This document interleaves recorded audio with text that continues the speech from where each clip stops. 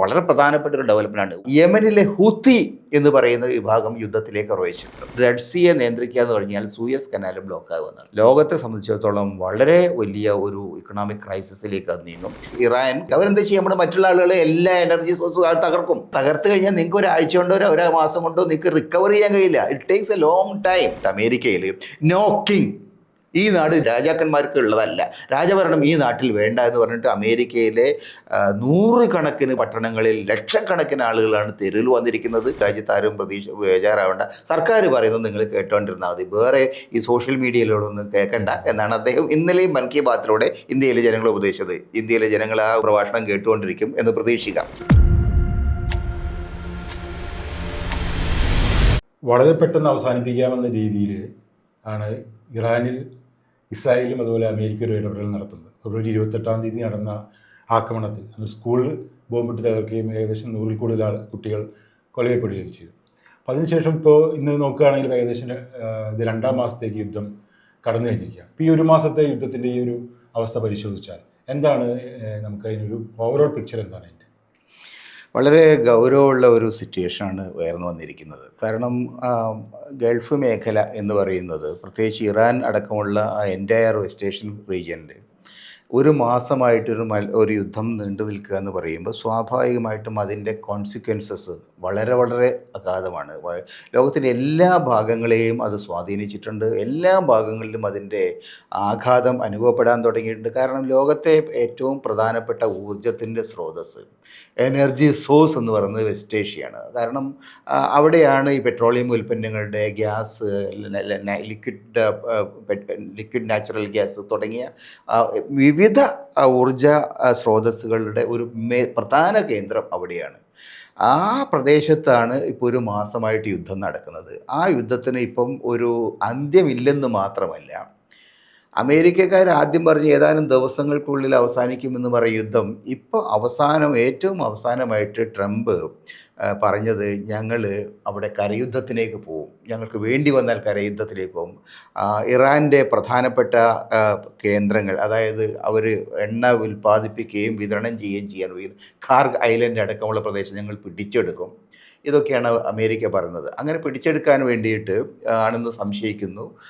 കഴിഞ്ഞ ദിവസങ്ങളിൽ ഏതാനും ദിവസങ്ങൾക്കുള്ളിൽ അമേരിക്കയുടെ ഏതാണ്ട് 10,000-ഓളം മെറീൻസ്, അതായത് കരയുദ്ധത്തിന് തയ്യാറെടുക്കുന്ന സ്പെഷ്യൽ ഓപ്പറേഷൻസ് ഫോഴ്സസ് വെസ്റ്റ് ഏഷ്യയിലെ, പശ്ചിമേഷ്യയിലെ അവരുടെ വിവിധ കേന്ദ്രങ്ങളിലെത്തിയിട്ടുണ്ട്.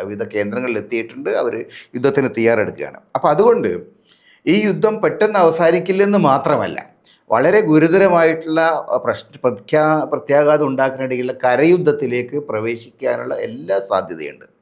അതിൻ്റെ കോൺസിക്വൻസസ് വളരെ ഭയാനകമായിരിക്കും. കാരണം അമേരിക്കയുടെ ഇതുവരെയുള്ള അനുഭവങ്ങൾ നോക്കിക്കഴിഞ്ഞാൽ കരയുദ്ധത്തിൽ എവിടെ പ്രവേശിക്കുന്നു, അപ്പോൾ വിയറ്റ്നാം ആയാലും ശരി, അല്ലെങ്കിൽ അഫ്ഗാനിസ്ഥാൻ ആയാലും ശരി, ഇറാഖ് ആയാലും ശരി, എവിടെയൊക്കെ ഈ സേനകൾ നിലം തൊട്ട് പ്രവർത്തിക്കുന്നോ, നിലത്തിറങ്ങുന്നോ, സ്വാഭാവികമായിട്ടും ഭയാനകമായിട്ടുള്ള ആൾനാശം ഉണ്ടാകും.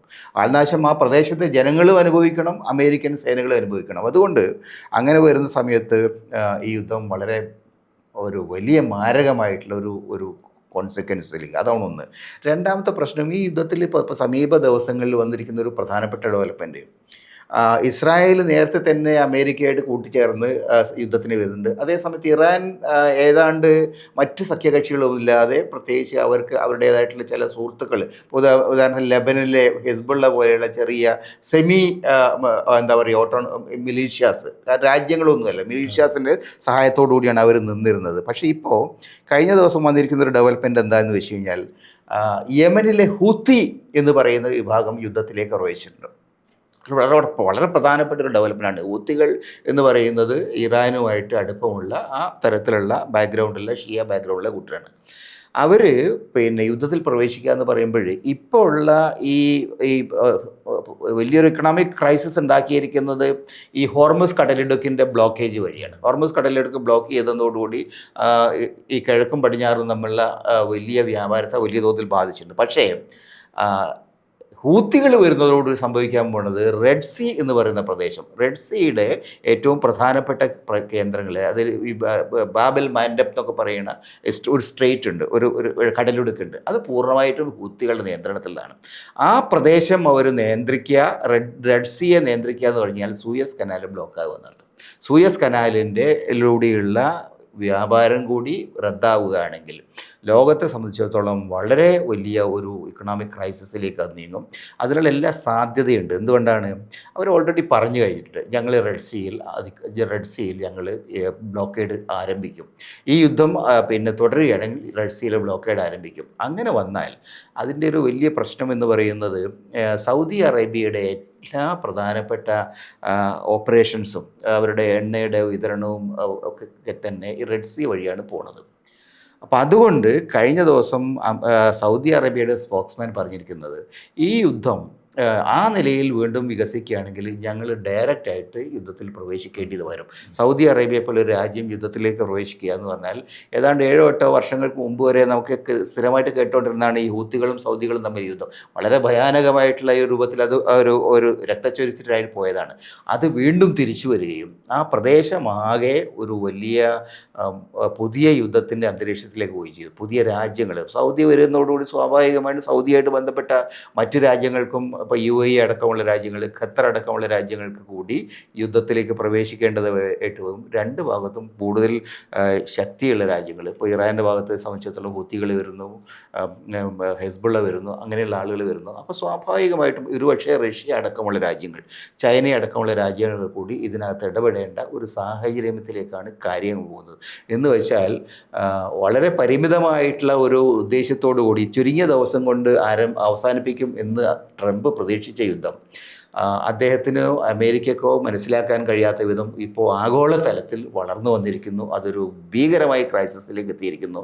ഇതെവിടെ അവസാനിപ്പിക്കാൻ കഴിയുമെന്നതിനെക്കുറിച്ച് ആർക്കും ഒരു ബോധ്യമില്ല എന്നുള്ളതാണ് ഇപ്പോഴത്തെ അവസ്ഥ. ഇപ്പോൾ കഴിഞ്ഞ ദിവസങ്ങൾക്ക് നമ്മൾ US നിന്ന് വരുന്ന പല വാർത്തകളും പറയുന്നത് അവിടെയൊക്കെ വലിയ പ്രതിഷേധങ്ങൾ ട്രംപിനായി ചില ഉയർന്നു വന്നിട്ടുള്ളതാണ് മനസ്സിലാക്കുന്നത്. അതെ. അപ്പോൾ സ്വാഭാവികമായിട്ടും ഈ യുദ്ധത്തിൽ നിന്ന് എങ്ങനെയെങ്കിലും പിന്മാറുക എന്നുള്ളതാണ്, എങ്ങനെ ഒരു ഇതിൽ നിന്ന് എസ്കേപ്പ് ചെയ്യുക എന്നുള്ളതാണ് ഒരു തന്ത്രമായിട്ട് പൊതുവെ പത്രങ്ങളിലൂടെ നമ്മൾ മനസ്സിലാക്കുന്നത്. പക്ഷെ അതിൻ്റെ ഭാഗമായിട്ട് ചില സമാധാന ചർച്ചകളും കാര്യങ്ങളൊക്കെ ഒരു ഭാഗത്ത് നടക്കുന്നുണ്ട്. അപ്പോൾ ഇന്ന് പത്രങ്ങളിൽ നമ്മൾ കണ്ടൊരു കാര്യം എന്താണെന്ന് വെച്ചാൽ ഇറാൻ്റെ സ്പീക്കർ പറഞ്ഞിരിക്കുകയാണ് ഇവർ അവരുടെ കരയുദ്ധം അവർ ആരംഭിക്കാനുള്ള ശ്രമം നടത്തുന്നത്. ഒരു ഭാഗത്ത് സമാധാനം, മറുഭാഗത്ത് ഒരു ഈ രീതിയിലുള്ള കരയുദ്ധം. ഇത് രണ്ടും അതേസമയം തന്നെ ആഭ്യന്തര രംഗത്തുണ്ടാകുന്ന ട്രംപ് അനുഭവിച്ചുകൊണ്ടിരിക്കുന്ന സമ്മർദ്ദം, ഇതൊക്കെ കൂടി ഒന്ന് ടാലി ആവുന്നില്ല. അല്ല, അവിടെയാണ് പ്രശ്നം. യുദ്ധത്തിന് നിങ്ങൾ ഇറങ്ങുമ്പോൾ എന്തിനാണ് യുദ്ധം ചെയ്യുന്നത് നിങ്ങൾക്കൊരു ബോധ്യം വേണം. ഈ യുദ്ധത്തെക്കുറിച്ചുള്ള ഏറ്റവും പ്രധാനപ്പെട്ട ഒരു പ്രശ്നം ആർഗ്യുമെന്റ് എന്ന് പറയുന്നത്, there was no reason for this war. ഒരു യുദ്ധത്തിൻ്റേതായിട്ടുള്ള കാരണമുണ്ട് യുദ്ധം ചെയ്യുന്നതിന് നമുക്ക് മനസ്സിലാക്കാം എന്തിനു വേണ്ടി. പക്ഷെ എന്തിനു വേണ്ടിയിട്ടാണ് ഈ യുദ്ധം ആരംഭിച്ചതെന്ന് വെച്ച് കഴിഞ്ഞാൽ നമ്മൾ അമേരിക്കയിലെ ഏറ്റവും പ്രശസ്തരായിട്ടുള്ള ചില പണ്ഡിതന്മാർ പറഞ്ഞത് ഇസ്രായേലിന് യുദ്ധം വേണമായിരുന്നു, അമേരിക്കക്കാർ യുദ്ധം ചെയ്തു എന്നുള്ളതാണ്. അപ്പോൾ യഥാർത്ഥത്തിൽ പറയുന്നത് ഇസ്രായേലിൻ്റെ അനുമതി കിട്ടി, അമേരിക്കക്കാർ യുദ്ധത്തിന് ചെന്ന് ചാടി. ഇതാണ് അവസ്ഥ. ഇസ്രായേലിൻ്റെ യഥാർത്ഥത്തിൽ അജണ്ടകൾ മാത്രമാണ് കൃത്യമായിട്ട് നടപ്പായത്. ഇസ്രായേലിനും ആവശ്യമുണ്ട്, ഇറാനെ പൊട്ടിക്കുക എന്നുള്ളത് അവരുടെ ഒരു ആവശ്യമാണ്. ആ പ്രദേശത്തിൻ്റെ പൂർണ്ണമായ നിയന്ത്രണം കയ്യിലെടുക്കുകയാണ് ഇസ്രായേലിൻ്റെ ആവശ്യമാണ്. പക്ഷേ അമേരിക്കക്ക് എന്താ കാര്യം? അമേരിക്കക്ക് അതുകൊണ്ട് ഒരു ഗുണമില്ലെന്ന് മാത്രമല്ല, അമേരിക്കയുടെ സാമ്പത്തിക താല്പര്യങ്ങൾ ഇപ്പോൾ വലിയ ക്രൈസിസിലാണ്. ജെഫ്രി സാക്സ് എന്ന് പറയുന്ന ഒരു വളരെ പ്രധാനപ്പെട്ട ഒരു ഇക്കണോമിസ്റ്റ് ഉണ്ട്. അദ്ദേഹം വളരെ കരുത്തനായ കൊളംബിയ യൂണിവേഴ്സിറ്റിയിലെ ഇക്കണോമിക് പ്രൊഫസർ. അദ്ദേഹം പറയുന്നത് we have actually fallen into the Israeli trap. ഇസ്രായേലിൽ ഒരുക്കി വെച്ച ട്രാപ്പിലേക്ക് നമ്മൾ ചാടി വീണു. ഇതേ ആർഗ്യുമെൻ്റ് ആണ് ഫരീദ് സക്കറിയ കഴിഞ്ഞ ദിവസം. ഫരീദ് സക്കറിയ യഥാർത്ഥത്തിൽ ഒരു ഗ്ലോബൽ ജിയോ പൊളിറ്റിക്കൽ അനലിസ്റ്റാണ്, നമ്മുടെ ഇന്ത്യൻ ബേസിലുള്ള ആളാണ്. അദ്ദേഹം പോയിക്കൊണ്ടിരിക്കുക അതേ കാര്യം ഇതാണ്, we are getting into imperialist trap. ഇമ്പീരിയലിസത്തിൻ്റെതാണ് ഈ ലോകം മുഴുക്കെ കീഴടക്കിയിട്ട് നിയന്ത്രിക്കാം എന്നുള്ളത് ഒരു ഇമ്പീരിയലിസ്റ്റ് ഐഡിയ ആണ്. അത് രണ്ടാം ലോക മഹായുദ്ധത്തിൽ പൊളിഞ്ഞ് പാളീസായ അജണ്ട. ആ അജണ്ടയിലേക്ക് നമ്മൾ വീണ്ടും ചെന്ന് ചാടുകയാണ്. We are also getting into a trap from which we cannot withdraw. നമുക്ക് രക്ഷപ്പെടാൻ കഴിയില്ല. നമുക്ക് ആ കുടുക്കിൽ ചെന്ന് കുടുങ്ങിയാൽ നിങ്ങൾക്ക് രക്ഷപ്പെടാൻ കഴിയും. ഇതാണ് പ്രശ്നം. അമേരിക്കക്കാർ വിചാരിച്ചത് പെട്ടെന്ന് യുദ്ധം അവസാനിപ്പിക്കാൻ കഴിയുമ്പോൾ എല്ലാ കാര്യങ്ങളും അദ്ദേഹം ഇപ്പോൾ ഏറ്റവും അവസാനമായിട്ട് ട്രംപ് പറയുന്ന ഒരു അവകാശവാദം, we have had A റെഷീം change. എന്ത് റെഷീം ചേഞ്ച് ഉണ്ടായി? ആകെ ഉണ്ടായത് അവിടെ ഉണ്ടായിരുന്ന ഒരാൾ, അദ്ദേഹം അവിടെ നിൽക്കുകയായിരുന്നു. അദ്ദേഹം ഈ അലി ഖാംനെയി എന്ന് പറയുന്ന അവരുടെ പ്രധാനപ്പെട്ട നേതാവ്, അവരുടെ പരമോന്നത നേതാവ്, അദ്ദേഹം ഒളിയിക്കാനൊന്നും പോയിട്ടില്ല. അദ്ദേഹത്തിന് അറിയാമായിരുന്നു ഇസ്രായേലി ബോംബുകൾ വരുന്നുണ്ട്, മിസൈൽ വരുന്നുണ്ട്. പക്ഷെ അദ്ദേഹം ധൈര്യത്തോടു കൂടി. എന്തുകൊണ്ട്? അദ്ദേഹം ഒളിച്ചിരുന്നെങ്കിൽ അദ്ദേഹത്തെ കിട്ടുമൊന്നുമില്ല. പക്ഷെ അദ്ദേഹത്തിൻ്റെ പൂന്തോട്ടത്തിൽ ഇരുന്നുകൊണ്ടാണ് മിസൈലിട്ട് വന്നത്. പക്ഷെ അതിനുശേഷം വന്നത് പുതിയ നേതാവിനെ അവർക്ക് പിടിക്കാൻ കഴിയില്ല, കണ്ടെത്താൻ കഴിയുന്ന പോലില്ല. അപ്പം അതുകൊണ്ട് റിജീം ചേഞ്ച് ഉണ്ടായിട്ടില്ല. നേരത്തെ ഉണ്ടായിരുന്ന പിന്നെ പരമോന്നത നേതാവിന് പകരം പുതിയൊരു നേതാവ് വന്നു. അദ്ദേഹം കൂടുതൽ ശക്തനുമാണ്. അദ്ദേഹം ഒരു അൺകോംപ്രമൈസിങ് പൊസിഷനാണ് എടുക്കുന്നത്. നേരത്തെ ഉണ്ടായിരുന്ന ആളുകൾ കുറച്ചുകൂടി ഒരു ചർച്ചയ്ക്ക് തയ്യാറുണ്ടായിരുന്നു. ഇപ്പോൾ ഇദ്ദേഹം ആ ചർച്ചയ്ക്ക് പോലും തയ്യാറില്ല. അതാണ് പറഞ്ഞത് 15-ന് എന്താ പറയുക സമാധാന നിർദ്ദേശം അങ്ങോട്ട് കൊടുത്തു എന്ന് പറഞ്ഞു. അപ്പം ഇറാൻ പറഞ്ഞു ഞങ്ങൾക്ക് അതൊന്നും വിഷയമല്ല, അമേരിക്കയോട് ചർച്ച ചെയ്യുന്നു, ഞങ്ങളോട് ചെയ്യുന്നില്ല. അപ്പം അമേരിക്കയെ സംബന്ധിച്ചിടത്തോളം ഈ ചർച്ച എവിടെയെങ്കിലും എത്തണമെങ്കിൽ ഇറാനും കൂടി സഹകരിക്കണം. ഇറാൻ പറയുന്നത് നിങ്ങളുമായിട്ട് ഒരു ചർച്ചയില്ല എന്നുള്ള. എന്തുകൊണ്ട്? ഇറാനെ സംബന്ധിച്ചിടത്തോളം അമേരിക്ക ഇക്കാര്യത്തിൽ വളരെ ചതിയാണ് പ്രയോഗിച്ചത്. അവരെ സംബന്ധിച്ച് അമേരിക്കക്ക് ആകെ പറയാനുണ്ടായിരുന്ന സംഗതി അവർ ആണവ പരീക്ഷണം നടത്തുന്നുള്ളതാണ്. ആണവ പരീക്ഷണം നടത്തുന്ന സമയത്താണ് ആക്ച്വലി ഈ ഒബാമയുടെ കാലത്ത് അമേരിക്കയും ഇറാനും തമ്മിൽ ഐക്യരാഷ്ട്രസഭയുടെ ആഭിമുഖ്യത്തിൽ ചർച്ച നടത്തി തീരുമാനമായി, അഗ്രിമെൻ്റ് ഒപ്പിട്ടതിന് ശേഷം അവിടെയുള്ള പ്രധാനപ്പെട്ട ആണവ നിലയങ്ങൾ പൂർണ്ണമായിട്ട് തുറന്നു കൊടുത്തു. നിങ്ങൾ വന്ന് നോക്കിക്കോന്ന് പറഞ്ഞു. ഐക്യരാഷ്ട്രസഭയുടെ നേതൃത്വത്തിൽ അന്താരാഷ്ട്ര international agency, international atomic energy agency IAEA, അവരുടെ എക്സ്പേർട്സ് അവിടെ വന്നു, എല്ലാ സ്ഥലവും അരിച്ചു പെറുക്കി നോക്കി. എന്നിട്ട് ആക്ച്വലി ആണവ ബോംബുണ്ടാക്കാൻ ആവശ്യമായ ഒരു ശുദ്ധീകരണവും നടക്കുന്നില്ല എന്ന് ബോധ്യമായി. പിന്നുള്ളത് എന്താ ചെയ്യുന്നത്? നിങ്ങളുടെ സമാധാനപരമായ ആവശ്യം ഇലക്ട്രിസിറ്റി ജനറേഷന് വേണ്ടിയിട്ടുള്ള അതാണ് അവർ ചെയ്യുന്നത്. അതും കഴിഞ്ഞ ദിവസം അവിടെ പോയി 12 ദിവസം ബോംബിട്ട് അതും തകർത്തു. അതിനുശേഷം ഒരു ന്യായീകരണവുമില്ല. ഈ യുദ്ധത്തിന് യാതൊരു തരം ന്യായീകരണവുമില്ല. ഇസ്രായേലിനെ സംബന്ധിച്ചുള്ള അവരുടെ ഒരു യുദ്ധഭ്രാന്ത് അത് മാത്രമാണ്. ആ ഒരു ക്രൈസിസാണ് ഇപ്പോൾ ഉള്ളത്. ഈ ക്രൈസിസിൽ അമേരിക്കയെ സംബന്ധിച്ചിടത്തോളം ഏറ്റവും അവസാനമായിട്ട് അവർ ചെയ്യാൻ പോകുന്നത് ഈ മെറൈൻസിനെ വെച്ചിട്ട് സ്പെഷ്യൽ ഓപ്പറേഷൻസ് ആണ്. വിമാനത്തിൽ നിന്ന് ഇറങ്ങിയിട്ട് ഹെലികോപ്റ്ററിൽ ഇറങ്ങിയിട്ട് പെട്ടെന്ന് സ്ഥലങ്ങൾ പിടിക്കാം എന്നുള്ളതാണ് രണ്ടാമത് കപ്പലിൽ നിന്ന് ചെറിയ ബോട്ടുകൾ അത് പിടിക്കാമെന്ന്. പക്ഷേ നിങ്ങൾ വിചാരിക്കുന്ന മാതിരി യുദ്ധം നടക്കില്ല. ഇറാൻ പോലെയുള്ള വളരെ സങ്കീർണമായിട്ടുള്ള സ്ഥലം, ഇറാൻ്റെ ഒരു ഭൂമിശാസ്ത്രപരമായ പ്രത്യേകത നമ്മൾ ശ്രദ്ധിക്കണം. ആ ഭൂമിശാസ്ത്രപരമായ പ്രത്യേകത നോക്കി വെച്ചാൽ ഇത് ധാരാളം കുന്നുകളും മറവുകളും ഒക്കെയുള്ള ദീർഘകാലത്തെ ഒരു ചരിത്ര പാരമ്പര്യമുള്ള ദീർഘകാലത്തെ യുദ്ധ പാരമ്പര്യമുള്ള വളരെ ശക്തരായിട്ടുള്ള പിന്നെ മിലിറ്ററി. ഏതാണ്ട് അവർക്കൊരു 6 ലക്ഷം പേരുണ്ട്. ഇറാൻ്റെ IRGC ഇറാനിയൻ ഗാർഡ്സ് റവല്യൂഷണറി ഗാർഡ്സിൽ ഇപ്പോൾ 6 ലക്ഷം ആളുകൾ യുദ്ധസന്നദ്ധരായിട്ടുണ്ട്.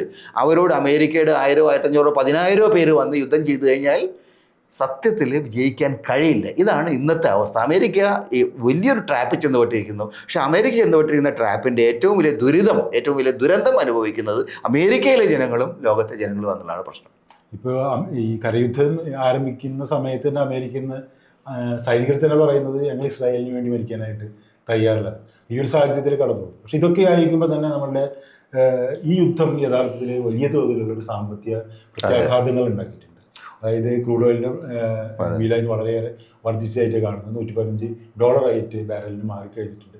ഇതെങ്ങനെയാണ് ഇനി ഈ തുടർന്ന് ദിവസങ്ങളിൽ നമ്മുടെ ലോക സാമ്പത്തിക രംഗത്തെ ബാധിക്കാൻ പോകുന്നത്? ഭയാനകമായ വിലക്കയറ്റം. ഏറ്റവും വലിയ പ്രശ്നമായിട്ട് വരാൻ പോകുന്നത് ഭയാനകമായ വിലക്കയറ്റമാണ് വരാൻ പോകുന്നത്. കാരണം 2-3 പ്രശ്നങ്ങളാണ്. ഒന്ന്, ഈ ക്രൂഡ് ഓയിൽ $60-70 ഉണ്ടായിരുന്ന ക്രൂഡ് ഓയിലാണ് ഇപ്പോൾ അതിൻ്റെ ഇരട്ടിയായിട്ട് മാറിയിരിക്കുന്നത്. ചില പ്രഡിക്ഷൻസ് അനുസരിച്ച് ഇപ്പോഴുള്ള യുദ്ധം ഇങ്ങനെ കുറച്ച് ദിവസം കൂടി തുടരുകയാണെങ്കിൽ, അല്ലെങ്കിൽ ഈ ഖരഗ് ഐലൻഡ് അടക്കമുള്ള പിന്നെ സ്ഥലങ്ങൾ പിടിച്ചെടുക്കാനുള്ള ശ്രമത്തിൽ ഇറാൻ കൂടുതൽ ശക്തമായിട്ടുള്ള സമ്മർദ്ദങ്ങളിലേക്ക് അവരെന്താ ചെയ്യുക? നമ്മുടെ മറ്റുള്ള ആളുകളെ എല്ലാ എനർജി സോഴ്സും അവർ തകർക്കും. ചുറ്റുമുള്ള എല്ലാ രാജ്യങ്ങളുടെയും എനർജി സോഴ്സസ്, എനർജി അവർ ബോംബിട്ട് തകർക്കും. അതോടുകൂടി ഇത് ഒരു തവണ തകർത്ത് കഴിഞ്ഞാൽ നിങ്ങൾക്ക് ഒരാഴ്ച കൊണ്ടോ ഒരു മാസം കൊണ്ടോ നിങ്ങൾക്ക് റിക്കവർ ചെയ്യാൻ കഴിയില്ല. It takes A long time. ഈ എണ്ണക്കിണറുകൾ വീണ്ടും പിന്നെ സമൃദ്ധമാവണമെങ്കിൽ, ഉൽപ്പാദന സജ്ജമാവണമെങ്കിൽ 6 മാസത്തിലേറെ സമയം എടുത്തുകൊണ്ട് മാത്രമേ നിങ്ങൾക്ക് തിരിച്ചു കൊണ്ടുവരാൻ കഴിയുള്ളൂ. എന്ന് വെച്ചാൽ ലോകത്തെ സംബന്ധിച്ചിടത്തോളം ഇപ്പോഴുള്ള ഇക്കണോമിക് ക്രൈസിസ് $115 ഇപ്പോൾ എത്തിയിരിക്കുന്നത്. പക്ഷേ അത് $200 വരെ എത്താം. $200 സങ്കല്പിക്കാൻ 1970-കളിൽ ആണ് ഇങ്ങനെയൊരു ക്രൈസിസ്. ഇതിനു മുമ്പേ ഈ പഴയ യുദ്ധകാലത്ത്, ഇസ്രായേലുമായിട്ടുള്ള യുദ്ധകാലത്ത് 76-77 ഇന്ദിരാഗാന്ധി ആ സമയത്ത് നമുക്ക് ഇപ്പോഴും ഓർമ്മയുണ്ട്. ഇന്ദിരാഗാന്ധി ഇന്ത്യയിൽ പെട്രോളില്ലാഞ്ഞിട്ട് വാഹനങ്ങൾ വലിയ പാടുപെട്ട സമയത്ത് ഇന്ദിരാഗാന്ധി കുതിരവണ്ടിയിൽ പാർലമെൻറ്റിലേക്ക് പോയ ചിത്രം ഇപ്പോഴും പഴയ കാലത്തെ ആളുകൾക്ക് ഓർമ്മയുണ്ട്. അങ്ങനെ ഒരു പ്രതിസന്ധിയിൽ നമ്മൾ എത്തിയിരുന്നു. അന്ന് വിലക്കയറ്റം അതിരൂക്ഷമായിരുന്നു. 70കളുടെ തുടക്കത്തിൽ ഉള്ള അവസ്ഥയാണ്. ആ രൂക്ഷമായ വിലക്കയറ്റമാണ് ഇന്ത്യയിൽ വലിയ രാഷ്ട്രീയ പ്രതിസന്ധിയിലേക്ക് എത്തിയത്. കാരണം ജനങ്ങൾക്ക് ജീവിക്കാൻ വഴിയില്ല. അതിൻ്റെ മറ്റൊരു ഭാഗം സാമ്പത്തിക പ്രതിസന്ധി മാത്രമല്ല, നിങ്ങളുടെ ഇക്കണോമിക് പ്രൊഡക്ഷൻ, നിങ്ങളുടെ ഉൽപ്പാദനം, നിങ്ങളുടെ കമ്പനികൾ ഇതെല്ലാം നിന്നു പോവുകയാണ്. അങ്ങനെ നിന്ന് പോകുമ്പോൾ തൊഴിലില്ലായ്മ അതിരൂക്ഷമായി. അപ്പോൾ ആ അനുഭവം നോക്കിയാൽ, 70കളിലെ നമ്മുടെ അനുഭവം നോക്കിയാൽ, ഇന്നുള്ള ഈ ക്രൈസിസ് ഇനിയും ഒരു കുറേ ദിവസങ്ങൾ കൂടി മുന്നോട്ട് പോയാൽ തീർച്ചയായും ലോകം മുഴുക്കെ വമ്പിച്ച വിലക്കയറ്റത്തിൻ്റേതായിട്ടൊരു അന്തരീക്ഷം ഉണ്ടാവും. മാത്രമല്ല ഒരുപാട് സ്ഥാപനങ്ങൾ പൂട്ടേണ്ടതായിട്ട് വരും. കാരണം നിങ്ങൾക്ക് എനർജി ഇല്ലെങ്കിൽ നിങ്ങൾക്ക് സ്ഥാപനങ്ങൾ നടത്താൻ കഴിയില്ല. സ്ഥാപനങ്ങൾ നടത്താൻ കഴിയാത്ത ആളുകൾ തൊഴിലാളികളെ വെക്കില്ല. തൊഴിലാളികൾ തൊഴിലില്ലാത്തൊരവസ്ഥയിലെത്തും.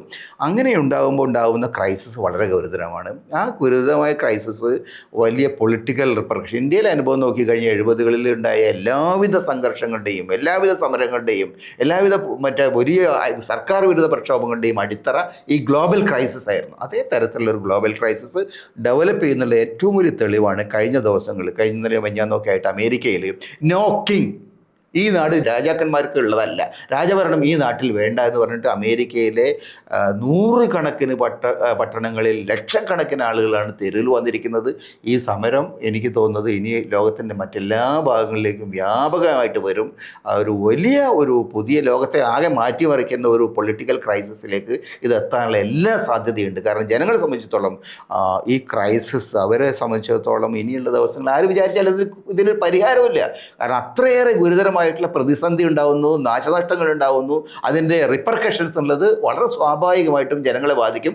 അതുകൊണ്ട് എനിക്ക് തോന്നുന്നത് ഇനിയുള്ള ദിവസങ്ങളിൽ ലോകത്ത് വളരെ ദീർഘകാലാടിസ്ഥാനത്തിലുള്ള മാറ്റങ്ങൾക്ക് വിധേയമാകുന്ന ഒരു വമ്പിച്ച രാഷ്ട്രീയ കലാപങ്ങൾ, കുഴപ്പങ്ങൾ ഉണ്ടാകുന്ന എനിക്ക് തോന്നുന്നു. ഇതൊക്കെ ഇന്ത്യയിലാവട്ടെ. പക്ഷേ ഇതൊക്കെ പറയുന്ന സമയത്ത് ഇന്ത്യയിൽ ഇതുപോലൊരു സാമ്പത്തിക പ്രത്യാഘാതം ഇന്ത്യയിൽ ഉണ്ടായിട്ടില്ല എന്നാണ് കേന്ദ്ര സർക്കാർ ഭാവിക്കുന്നത്.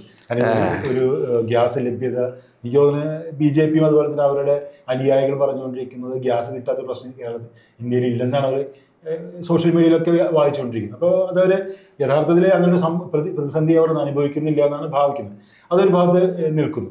മറുഭാഗത്ത് നമ്മൾ കുറേ ദശകങ്ങൾക്ക് നോക്കിക്കഴിഞ്ഞാൽ ലോകത്തിലൊരു പ്രതിസന്ധി ഉണ്ടാകുന്ന ഘട്ടങ്ങളിൽ ഇന്ത്യ പലപ്പോഴും ഒരു മീഡിയേറ്ററുടെ റോളിൽ പോവുകയും പാകിസ്ഥാൻ അവിടെ നമ്മുടെ അയൽവാസിയായിട്ടുള്ള പാകിസ്ഥാനുണ്ട് എല്ലാ സമയത്തും ഏതെങ്കിലും ഒരു ഇതിൻ്റെ പുറത്താണ്, ഒരു ആക്രമണം നടത്തുന്ന ആളുകളുടെയോ അല്ലെങ്കിൽ വിധേയരാകുന്ന ആളുകളുടെ ഒരു ഭാഗത്തായിട്ടാണ് പാകിസ്ഥാൻ എപ്പോഴും നിൽക്കുന്നതായിട്ട് നമുക്ക് തോന്നിയിട്ടുള്ളത്. എന്നാൽ ഇന്ത്യ ഇപ്പോൾ ഒരു മീഡിയേറ്ററാണ്, അതിലൊക്കെ ഒരു മധ്യസ്ഥൻ്റെ റോൾ വഹിക്കുകയും ഒരു സമാധാനപ്രിയരായ രാജ്യമാണെന്നുള്ളൊരു തോന്നൽ അന്താരാഷ്ട്ര തലത്തിൽ ഉണ്ടാവുകയും ആ ഒരു അന്തസ്സൊക്കെ ഇന്ത്യക്ക് ഒരു പരിധി വരെ കോൺഗ്രസ് ഭരിക്കുന്ന സമയത്തൊക്കെ ഉണ്ടായിരുന്നു. പക്ഷെ ഇപ്പോൾ ശരിക്കും പറഞ്ഞാൽ എനിക്ക് തോന്നുന്നു ഇന്ത്യ ഒരു വലിയ പ്രതിസന്ധിയിലേക്ക് വന്നിരിക്കുകയാണ്.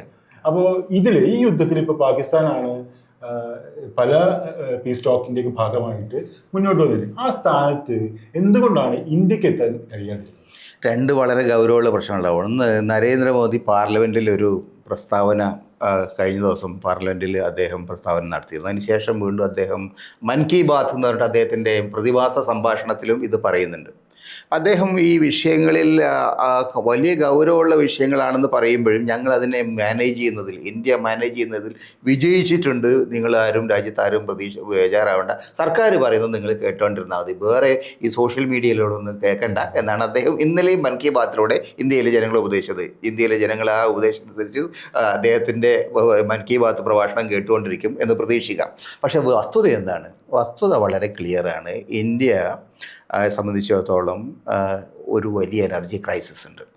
തീർച്ചയായും ഇറാൻ ഒരു ഔദാര്യം കാണിച്ചിട്ടുണ്ട്. സത്യത്തിൽ ഇന്ത്യയോട് കാണിക്കേണ്ടതില്ല അവർ ഔദാര്യം. കാരണം ഇന്ത്യ അടക്കമുള്ള, പാകിസ്ഥാൻ അടക്കമുള്ള, റഷ്യ അടക്കമുള്ള 3-4 രാജ്യങ്ങളുടെ കപ്പലുകൾക്ക് കടന്നു പോകാനുള്ള അനുമതി അവർ കൊടുത്തിട്ടുണ്ട്. പക്ഷേ അതൊരു ഇന്ത്യയോടുള്ള ഒരു സൗഹാർദ്ദം കൊണ്ടോ അല്ലെങ്കിൽ ഇന്ത്യക്കാർ ധാരാളം അവിടെ ജോലി ചെയ്യുന്നതുകൊണ്ടോ അല്ലെങ്കിൽ നമ്മുടെ എത്രയോ കാലങ്ങളായി നമ്മുടെ ഈ സൗരാഷ്ട്ര മതമല്ലേ അവരുടെയൊക്കെ അതിൻ്റെയൊക്കെ സ്റ്റാർട്ടിങ് പോയിൻ്റ് അവിടെയാണ്. ഈ പാർസികളുടെയൊക്കെ സ്റ്റാർട്ടിങ് പോയിന്റ് ഇറാനിൽ നിന്ന് വരുന്നത്. അപ്പോൾ അങ്ങനെ ഒരു സാംസ്കാരികമായിട്ട് ആയിരക്കണക്കിന് വർഷങ്ങളുടെ ഒരു ബന്ധം ഇന്ത്യയും ഇറാനും ഒക്കെ ആയിട്ടുണ്ട്. അപ്പോൾ അതുകൊണ്ടൊക്കെ ഒരു പക്ഷേ ഇന്ത്യക്കാരോടുള്ള സ്നേഹം കൊണ്ടായിരിക്കും അവർ ഇന്ത്യൻ കപ്പലുകൾ വന്നോട്ടെ എന്ന്. പക്ഷേ ഇന്ത്യൻ കപ്പലുകൾക്ക് വരാൻ കഴിയില്ല. കാരണം അവിടെ യുദ്ധം ഇങ്ങനെ ഗുരുതരമായിട്ട് വരുന്ന സമയത്ത് ഒരു കപ്പലിലും ഇങ്ങ് കടന്നു വരാൻ കഴിയാത്തൊരു സാഹചര്യം ഉണ്ടാവാനാണ് കൂടുതൽ. പ്രത്യേകിച്ചും ഈ ഗാർക്ക് ഐലൻഡ് അടക്കമുള്ള പ്രദേശങ്ങളിലേക്ക് യുദ്ധം വ്യാപിപ്പിക്കുകയാണെങ്കിൽ എന്താ ചെയ്യാൻ പോകുന്നത്? ഇറാൻ തിരിച്ച് മറ്റു രാജ്യങ്ങളിൽ ആക്രമിക്കുകയും ചെയ്യും, അവിടെയൊക്കെ വലിയ കലാപം ഉണ്ടാവുകയും ചെയ്യും. അതുകൊണ്ട് ഇന്ത്യയെ സംബന്ധിച്ചിടത്തോളം ഇക്കണോമിക് ക്രൈസിസ് എന്നുള്ളത് വളരെ ഗൗരവമുള്ളൊരു റിയാലിറ്റിയാണ്. ഇപ്പം തന്നെ വിലക്കയറ്റം വല്ലാതെ വന്നിട്ടുണ്ട്. വിലക്കയറ്റം തീർച്ചയായും സ്പെക്കുലേഷൻ്റെ ഭാഗമായിട്ടുള്ള ബോധ്യമൊക്കെ ഒക്കെ ഉണ്ടാവും. പക്ഷേ ഇവരെന്താ ചെയ്തിരിക്കുന്നത്? പെട്രോൾ സ്റ്റേഷനുകളിൽ മണ്ണെണ്ണ വിൽപ്പന തുടങ്ങിയിട്ടുണ്ട്. സാധാരണ റേഷൻ കടയിലുള്ള മണ്ണെണ്ണ ഇപ്പം നിങ്ങൾ പെട്രോൾ പമ്പ് പോയിട്ട് എണ്ണെണ്ണ വാങ്ങിച്ച് കൊണ്ടുപോയിട്ട് അത് നിങ്ങൾ വീട്ടിൽ പിന്നെ അരി വെക്കേണ്ട അവസ്ഥയാണ്. ഇതിൻ്റെ കാര്യം അല്ലെങ്കിൽ വാഹനങ്ങളിൽ പെട്രോളിന് പകരം മണ്ണെണ്ണ വെച്ചാൽ വാഹനത്തിൻ്റെ എത്രത്തോളം അതിൻ്റെ ലൈഫ് നിൽക്കുമെന്ന് എനിക്കറിയില്ല. പക്ഷേ ആ നിലയിൽ അത് വളരെ ആ ഒരു ആക്ഷൻ എന്ന് പറയുന്നത് വളരെ ഒരു ഡിസാസ്ട്രസ് ആയിട്ടുള്ള സിറ്റുവേഷനിൽ എത്തി നിൽക്കുന്ന ഒരു രാജ്യത്തിൻ്റെ ലക്ഷണങ്ങളാണ്. അല്ലെങ്കിൽ പെട്രോൾ പമ്പിൽ പിന്നെ വെണ്ണ വെക്കേണ്ട കാര്യം റേഷൻ കടയിൽ കൂടി പോയാൽ മതി. അപ്പോൾ അതുകൊണ്ട് വളരെ ക്ലിയർ ആയിട്ട് സൂചിപ്പിക്കുന്നത്, ഗവൺമെൻറ് ആക്ഷൻസ് സൂചിപ്പിക്കുന്നത് India is facing a big crisis എന്നാണ്. ആ ഇക്കണോമിക് ക്രൈസിസ് നമ്മളെങ്ങനെ നേരിടുമെന്ന് വെച്ചാൽ സ്വാഭാവികമായിട്ടും ലോകത്തെ എല്ലാ ആളുകളും നേരിടുന്ന മാതിരി നമ്മൾ പട്ടിണി കിടക്കുകയും മുണ്ട് മുറുക്കുകയും അല്ലെങ്കിൽ പിന്നെ ഗോതമ്പോ അത് എന്തെങ്കിലും വെച്ചിട്ട് അരി കഞ്ഞി കുടിക്കുകയും ചെയ്യാന്നുള്ള അവസ്ഥയിലെത്തും. അതൊന്ന്. രണ്ടാമത്തെ കാര്യം, ഇതിൽ ഇന്ത്യൻ പൊളിറ്റീഷ്യൻസ്, പ്രത്യേകിച്ച് ഇന്ത്യൻ ഫോറിൻ അഫയേഴ്സ് ഡിപ്പാർട്ട്മെൻറ്റ്, അവർ ഈ വിഷയത്തിൽ തുടക്കത്തിൽ ചർച്ചയ്ക്കേ പോയിട്ടില്ല. ഈ വിഷയത്തിൽ അവർ ഇടപെട്ടിട്ടില്ല. ഒരു രാജ്യത്തിൻ്റെ പരമോന്നത നേതാവിനെ മിസൈലിട്ട് കൊന്നിട്ട് അതിലൊരു പ്രസ്താവന ഇറക്കണ്ടേ? അതൊരു മര്യാദയിലൊരു രാജ്യത്തിൻ്റെ, നമുക്ക് ഇഷ്ടപ്പെട്ട രാജ്യമാണെങ്കിൽ ശത്രു രാജ്യമാണ്, ഇന്ത്യയുടെ അടുത്ത സുഹൃത്തുക്കളിൽപ്പെട്ട രാജ്യത്തിൻ്റെ പരമോന്നത നേതാവിനെയാണ് ഒരു മിസൈലിട്ട് കൊന്നത്. ഒരു കാരണവശാലും അതിൽ നിങ്ങൾ കണ്ടില്ല കേട്ടില്ല നടിക്കാൻ പാടില്ല. പക്ഷേ ചെയ്തില്ല. പിന്നെ ദിവസങ്ങൾ കഴിഞ്ഞ ശേഷമാണ് ഇറാൻ്റെ എംബസിയിൽ പോയിട്ട് ഒപ്പിട്ട് പിന്നെ ഒരു ചരമക്കുറിപ്പിൽ ഒപ്പിട്ടത്. അതൊക്കെ ഇന്ത്യയെ സംബന്ധിച്ചിടത്തോളം ഇന്ത്യയുടെ ക്രെഡിബിലിറ്റിയെ, ഒരു ഗ്ലോബൽ രംഗത്ത് നെഹ്റുവിൻ്റെ കാലം മുതൽ ഇന്ത്യക്ക് ഉണ്ടായിരുന്ന ഒരു വലിയ സമുന്നതമായി സാമ്പത്തികമായി ബുദ്ധിമുട്ടുണ്ടെങ്കിലും India was a country with some firm principles. അപ്പോൾ അത് അമേരിക്കയുടെ ഏകാധിപത്യപരമായ സമീപനത്തിനെതിരായിട്ട് ഇന്ദിരാഗാന്ധിയുടെ കാലത്തൊക്കെ അതിശക്തമായി നിന്നൊരു രാജ്യമാണ് ഇന്ത്യ. നെഹ്റുവിൻ്റെ കാലത്തൊക്കെ നിന്നിട്ട് അങ്ങനെയുള്ള രാജ്യം ഇത്തരം കാര്യങ്ങളിൽ അമേരിക്കയുടെ അതിക്രമത്തെ, ഇസ്രായേലിൻ്റെ അതിക്രമത്തെ അപലപിക്കാൻ പോലും കഴിഞ്ഞില്ല എന്ന് വന്നാൽ അതുണ്ടാക്കുന്നൊരു ഒരു മാനനഷ്ടം അത് വളരെ ഗൗരവമുള്ളതാണ്. അതിൻ്റെ മറുഭാഗമാണ് ഇന്ത്യയിൽ വന്നിട്ട് ഇന്ത്യൻ പിന്നെ ഇതിനകത്ത് പങ്കെടുത്ത ഇറാൻ്റെ ഒരു കപ്പൽ ഇവന്മാർ കടലിൽ വെച്ചിട്ട് കൊന്നു കളഞ്ഞത്. അതിനുശേഷം 2 കപ്പലുകൾക്ക് ശ്രീലങ്കയും ഇന്ത്യയും പിന്നെ അഭയം കൊടുത്തിട്ടുണ്ട്. അതൊരു വലിയ നേട്ടമായിട്ടാണ് പറയുന്നത്. പക്ഷേ യഥാർത്ഥത്തിൽ ഈ ക്രൈസിസ് വന്ന സമയത്ത് തന്നെ പിന്നെ ഇന്ത്യയിൽ വന്ന ആളുകളെ പിന്നെ സഹായിക്കാനുള്ള ഒരു ഉത്തരവാദിത്വം നമുക്കുണ്ടായിരുന്നു. നമ്മളത് ചെയ്യുന്നതിൽ പരാജയപ്പെട്ടു. അപ്പോൾ ആ നിലയ്ക്ക് പല നിലയ്ക്കും ഇന്ത്യൻ ഗവൺമെൻറ് ഈ കാര്യത്തിൽ, പ്രത്യേകിച്ച് foreign affairs department, foreign ministry ഇതിൽ ഒട്ടും ഒരു പ്രൊആക്റ്റീവായി നിലപെട്ടത്. അതിൻ്റെ കാരണം വെച്ചാൽ ഒരു ഉദ്യോഗസ്ഥനാണ് അവിടെ ഭരിക്കുന്നത്. പ്രൈം മിനിസ്റ്റർ ആണ് ഈ തീരുമാനങ്ങൾ എടുക്കുന്നത്. പക്ഷേ സാധാരണ എല്ലാ കാലത്തും ഇന്ത്യയുടെ വിദേശകാര്യമന്ത്രിമാർ, വാജ്പേയിയെ പോലെ വിദേശകാര്യമന്ത്രി, Vajpayee was India's foreign affairs minister at one time. അന്നാണ് വാജ്പേയി ഈ മൊറാർജി ദേശായിയുടെ കാലത്താണ് ചൈനയിൽ പോയത്. ചൈനയുമായിട്ട് വലിയ സംഘർഷമുള്ള സമയത്താണ് നേരെ ചൈനയിൽ പോയിട്ട് ആ പ്രശ്നത്തിൽ പരിഹാരം നോക്കിയത്. അപ്പം ആ തരത്തിലുള്ള അദ്ദേഹം വാജ്പേയി BJPയുടെ ആളായിരുന്നു. BJP അന്ന് ജനസംഘമാണെന്ന് തോന്നുന്നു, ജനസംഘമാണത്, കാരണം ജനതാ പാർട്ടിയായിട്ട്.